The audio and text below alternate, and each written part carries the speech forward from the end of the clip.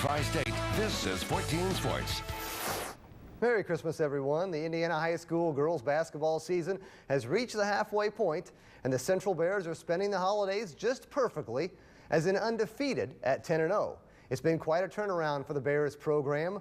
Just midway through her second season, head coach Brittany Mainers has helped guide the program's uprising.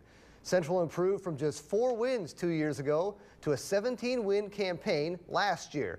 One big reason has been senior forward Zuriel Sanders. The Texas Tech signee is a force inside, averaging 20 points a game for the brown and gold. Zuri, by far, her greatest asset is her leadership, and because we are so young, it's really crucial that we get that leadership. In practice, she's a leader on the court. In games, she's almost like an extra coach out there because she knows where our expectations are, and she fights and she holds those girls accountable. Being the only senior, yeah, it's kind of a little scary, but at the same time, when you have such a great group of girls that I'm being blessed to be surrounded by, it still shows how much strength the program has in the future. Sanders and the Bears will get a major test in January as they play Princeton, Mater Dei, Bedford, and Memorial. Speaking of the Tigers, they also have plenty of holiday cheer as they're off to a perfect 8-0 start of their own. Memorial's girls in blue have been walloping opponents by an average winning margin of 24 points. 2 reasons for their success are Maryville University signee Stephanie Sherwood and junior D1 prospect Emily Sullivan. Sherwood has been a force for a couple of years now and is averaging 22 points a game for the Tigers, while the 6'3" Sullivan really came into her own late last year and can dominate the paint on both ends of the court. You know, it's always easy when you have those 2 premier players like that to help boost your team. Emily and Stephanie are both very special players. We definitely played off of each other this year. Anytime I miss a shot, I know Emily's right there to put it back up for me, or vice versa. She's always looking for me out on the floor. We have such a great surrounding cast too. We do have a lot of talent, and people don't notice like how good our bench is. Like, we have a strong bench coming in. We have our other 3 players out there on the floor with us. It's just a strong team.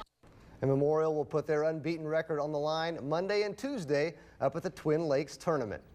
Well, it just wouldn't be Christmas without some NBA hoops, and it's always great to head home for the holidays, right? Or in LeBron's case, his home away from home for the last 4 years in Miami.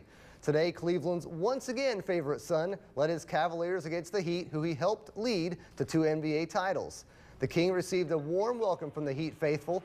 But could he best his old teammate Dwayne Wade? Well, here Norris Cole misses, but there is Wade with the emphatic follow, and the Heat are up 5. Later, Cavs on the break, and LeBron makes sure this isn't a silent night as he slams this one home, but gets teed up for hanging on the rim.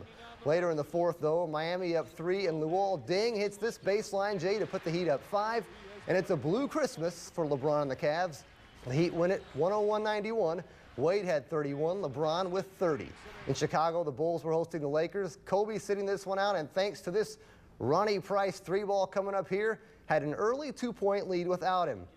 But as you would expect, that didn't last, as former Laker Pau Gasol puts 3 lumps of coal in his former team's stocking here.